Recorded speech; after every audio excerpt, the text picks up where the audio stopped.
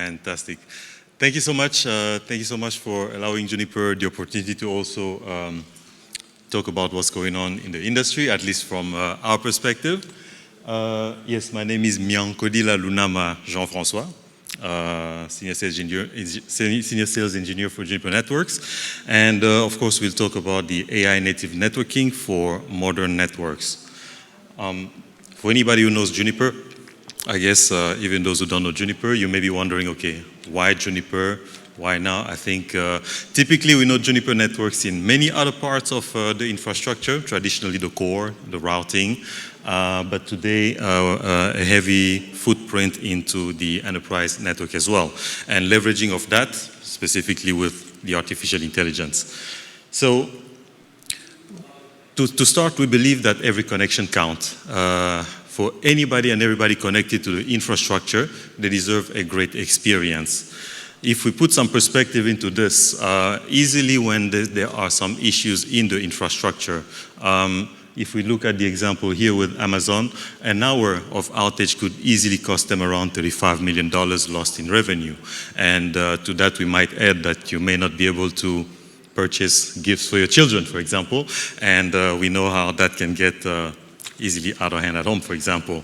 Another one here is, if we take the example of the Olympics, here we're talking about BT, where a 10-second downtime in the infrastructure could easily cost the users, and here we're talking about around 1 million viewers who would have missed the 100-meter dash. Very frustrating as well. We could take another direction in the education sector for the Coppell Independent School the district in America. If the infrastructure was somewhat inaccessible, easily 13,400 students wouldn't be able to take the tests. Again, failure, problems, but I think most of us, if not all of us, pay lots of money to these educational institutions. Wouldn't want that scenario. If we go into the healthcare, that's just another example out of many because the use cases are really, there's just way too many. But in the healthcare, here we're talking about the largest healthcare institution in the world, I believe, the Veterans Administration, again, in America, where 30 seconds of lost visibility into the infrastructure could easily lead to patients wondering, well, where they're not supposed to go. I think we can agree that that can also be can have very negative effects as well. So network experiences are fundamentally broken, and that's why we started by painting that picture. Many of us may be familiar with some of the statements here. You are connected on your phone, you can see all the full bars, but the connection is not that great. Or for example, you can see you are connected on Teams, for example, but somewhat the call has some glitches. I think we can say that with a good collection of experts in the infrastructure team, eventually we get to the problem. The question is, how fast can we get to that, to those issues? So connectivity for us is not the same as having a great experience being connected on the infrastructure. Let's look at the example of the gentleman here. He's on a video call. I think we can see that he's actually smiling, not realizing that there are some glitches on the call. How do we know, how do we address these issues before even he raises his hand to say that my call was not so great, right? So we need a different approach with that in mind. So Juniper's experience first approach is what changes everything, because we then start to ask the right questions. Which in passing, experience is at the forefront of everything that we do, from what we have to offer technology-wise. Could be talking about the data center, the campus, the branch, the routing, MPLS, backbone, SD-WAN, you name it. That's fine, but experience comes first, and how secure is it, of course. Internally, we use our own products as well. Not every day we hear that. But essentially what we're saying is that the experience-first networking is more than just our strategy, it is also our true north, because it goes top to bottom, left to right, right? So in terms of those questions that we are asking, it all starts with that experience. How do we ensure the users have that great experience in infrastructure? So that's the part where the first point is to leverage AI ops, essentially artificial intelligence. And when we say artificial intelligence, we got to talk about machine learning as well. but leverage. So we don't sell artificial intelligence, but we are leveraging it to provide the best-in-class experience for everybody in the life cycle of the infrastructure, basically. So now that we have that AI ops environment, it's all about the telemetry data ingestion for everything that is connected in the infrastructure, of course, that we have visibility into. Because from there, there is a good expression that I've heard a few times. You can only make good wines with good grapes. I hope I'm not misquoting it, but you gotta have the right data that is ingested from the infrastructure in order to leverage that AI and ML to provide the right responses. Because what is happening here, the system behind the scenes is correlating all the telemetry data, all the events that are happening or have been happening in the network, and by the way, could also be learned from other parts of the world where something maybe similar or not has happened. How do we leverage that to come up with the right response?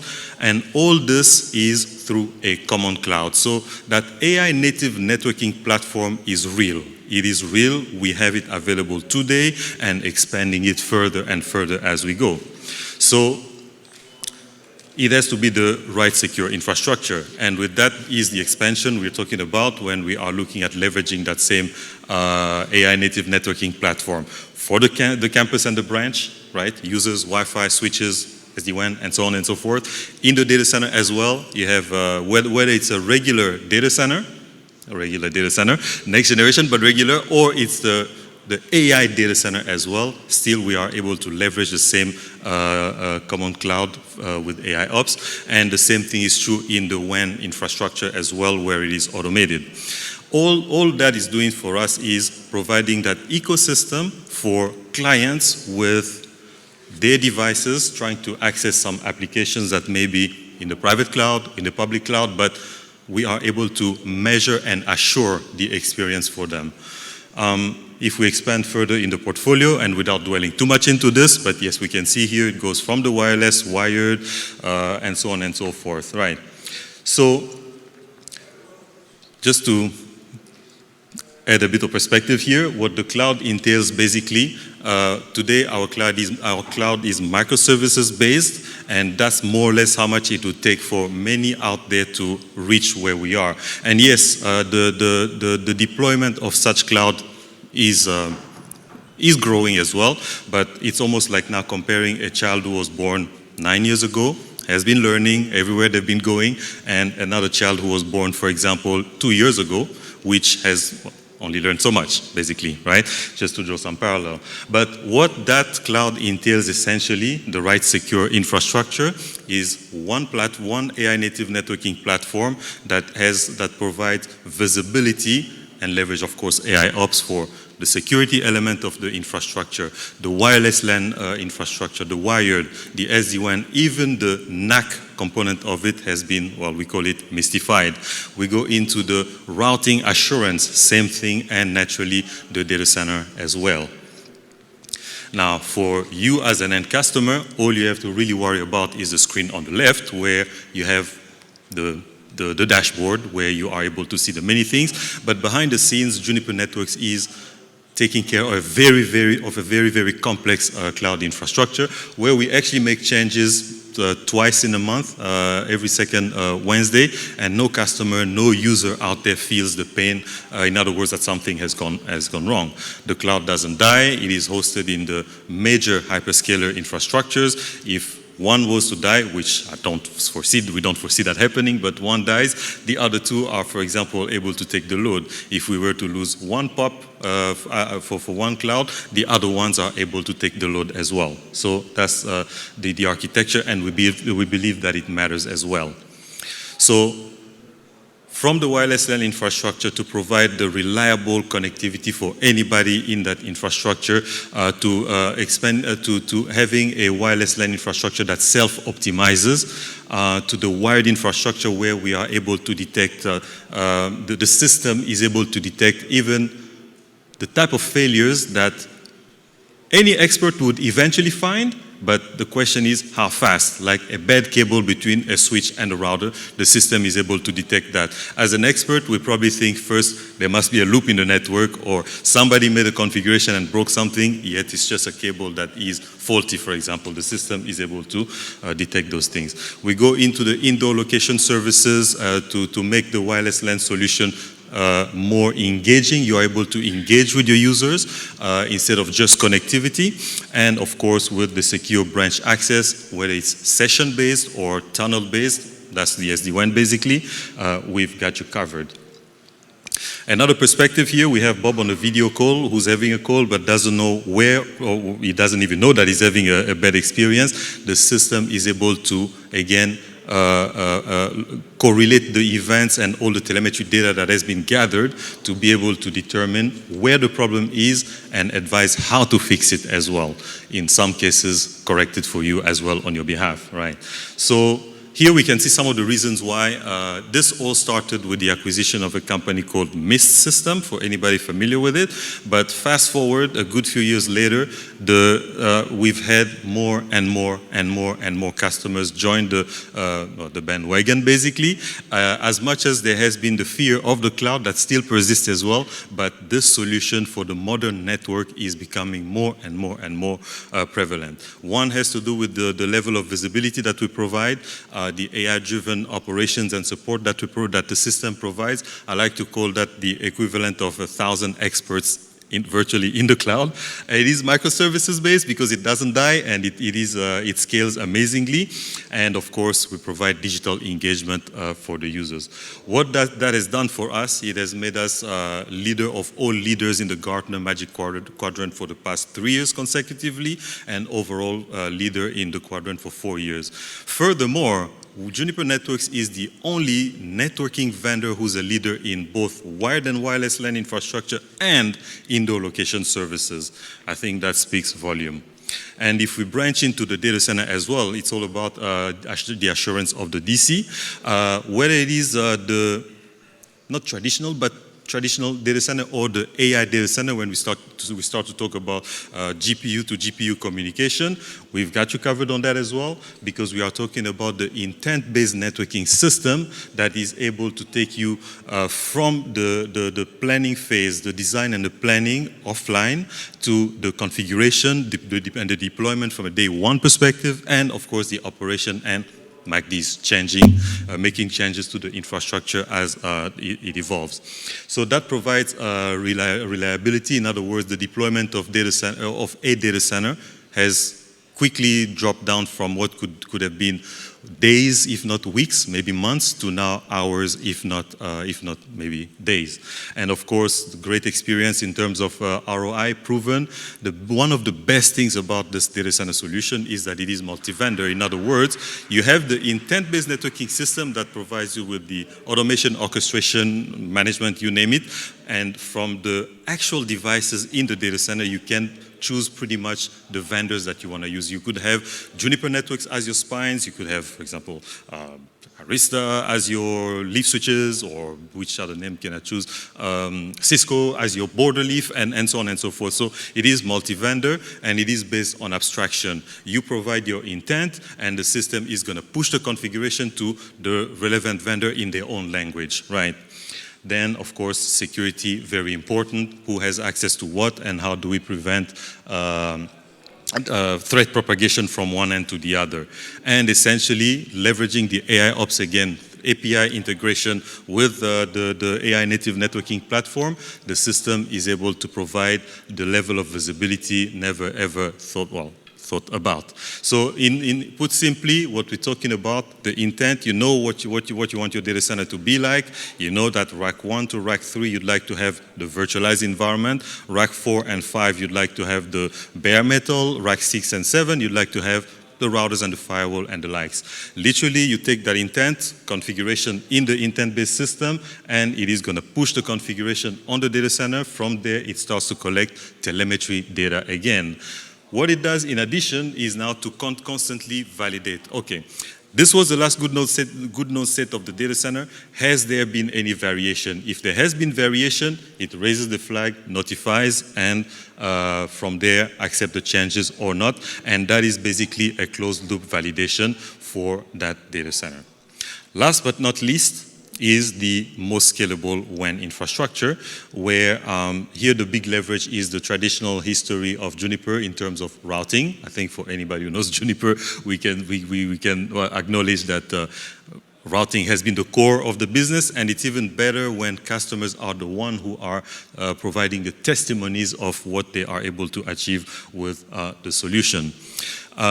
Leveraging the what we call the Paragon automation system for the deployment of the infrastructure, the visibility of the infrastructure, and the root cause identification, now integrated again with the AI native networking platform, provides what we call the routing assurance. To wrap it up, we have what we call Marvis. That's a virtual network assistant. You may have heard me say something about the equivalent of thousands of experts in the cloud. This is Marvis that provides the conversational interface, provides you with actions as to, the analogy I use here is, for the first time, network operations is able to make coffee in the morning and simply come sit down before anybody makes a call to say that something is wrong and see the system highlight all the issues that are wrong. Furthermore, even chat with the system to, for example, questions in English, because it's based on natural language processing. Troubleshoot list all the unhappy users in the network today. It will provide the list. And of course, from there, further troubleshooting, recommend where the problems could be, and so on and so forth, to be coupled with Marvis Minis, which here we're talking about the case where hypothetically you need to make changes to your network infrastructure. You need to make changes to your network infrastructure at night, of course, not during the day, because you need a maintenance window. The changes are made. How do you know that the changes were successful? Typically, you'd have to wait for the users to come in the morning, the next morning, to now connect to the infrastructure and, of course, raise their hand to say, this is wrong, this is wrong. But in this case now we have Marvis Minis, which provides synthetic testing to basically emulate users who are actually connected to the infrastructure. Ultimately, again, back to the gentleman on the video call, the system is now able to map out where the problems could be between his device and the application that he's trying to access. And that kind of concludes what we had in mind. I hope this was informative. But I'd like to thank you so much.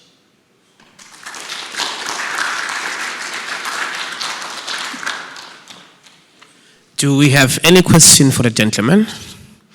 Okay, I see one there. You say it's multi-vendor.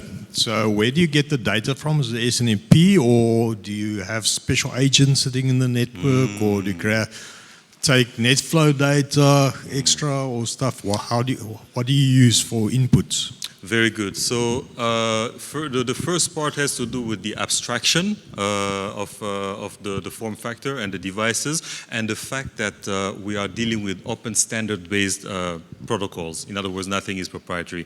If Juniper does BGP, Nokia does BGP. Sorry, I have to say, or Cisco does BGP. If we're talking about EVPN, it's all open standards. Now, in terms of for the communication, it depends with a list of vendors. There is what we call the on-box agent. In other words, the data center switch comes with an on-box agent in there, like a kind of a guest shell in it. And other platforms like the Juniper QFX switch for the data center, here we're talking about the off-box agent.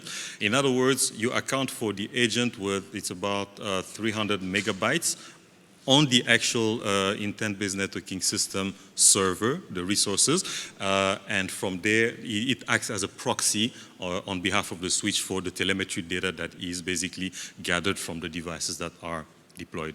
Does that kind of answer the question? Fantastic. Yes, sir. So I just wanted to find out, for us as a potential client and user of this Mist AI, for instance, what are the prerequisite conditions or requirements that we should meet for the deployment? So I suppose my question is asking about the ease of deployment, and is it centralized, or can we deploy a couple of nodes around the network? Very good. So in this case, we are talking about purely the management plane, which is centralized. On one end, we are drilling a little bit deeper. We have the AI native networking platform. Let's just take the example of the campus. The campus, for example. Here we have the platform that is Mist, that is cloud-based, and it's in the cloud, that again doesn't die, is everywhere we have the POPs. That is the management plane. All it does is push your intended configuration to the devices that are on the ground, and from there start collecting telemetry data. In the event where the cloud is lost, all you really lose is visibility, but everything else, your control plane and data plane is not broken, still works. Thank you. Any other question? I do have, it's two of them. The first one is around your network management tools, on the network management tools, you understand our environment very well, right? So Yeah. which network management tool can you recommend to us? That's the based- first one. okay, yes. The second one is around Juniper MX204 and MX10K. Are they still going to be in the market for the next 2 to 5 years? The reason I'm asking this question, I'm very much worried about the end of life. I think, on those. Yeah, I think I can actually, I already have the answer for you in the first question. That is the circle that you see between the cloud and the private WAN. We have the Paragon automation, which is a collection of software for the WAN infrastructure as we have it for CSIR today. That's one. The second question, I did not quite get it. If you can. No, it's around the MX204 and MX10K. The MX10K. Yes, are they still going to be on the market for the next 2 to 5 years? Yeah. Oh yes, the MX10K is here to stay. Okay. It is operational. The use cases are growing with it as well. Yes. No matter what happens. Okay. Trying not to say many things in many words, but it is here to stay. Okay, no, thank you very much My for pleasure, that sir. confirmation. Thank you very much. Any other question? I think the gentleman is answering the question very well. Let me quickly give him a bonus. With regards to scalability and complexity, and not forgetting the performance, how will the AI native network addresses this challenge in the modern networks? In terms of scalability, again, the reiteration here, one has to do, thank you. One has to do with the fact that here we're talking about pure management plane. Management plane, in other words, the scale of the network infrastructure that can be built or deployed, well, I want to say without limit, but realistically, if we take the example of the campus and the branch, yes, the campus and the branch with what we have as Mist AI for your wireless LAN access points, your switches. You could even deploy the modern EVPN VXLAN based campus architecture, naturally the SD-WAN as well. That scale is without limit because today we have customers of many, okay, I'll give some names. MIT is a Juniper customer. We have a good amount of customers in South Africa. Within the continent, the list is growing. The AWS of this world, they are Juniper customers. The scale, tens of thousands of devices can be deployed. That is not a problem.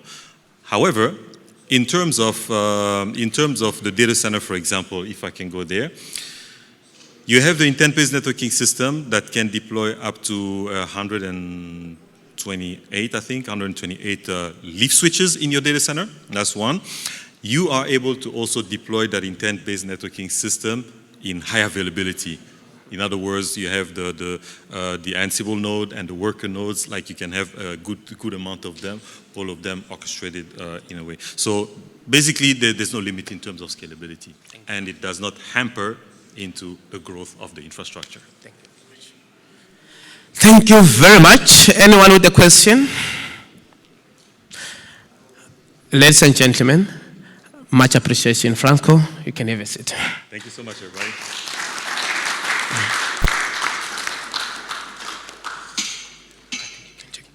All right. Once more, let's give it up for all the speakers of our second session. I think we have come into the end of our second session. I would like to appreciate everyone's presence in this room. And we have our last session that will start in the next 30 minutes. So it means in the next 3:30, we'll be having the last session of the day. Thank you very much. Our session adjourned.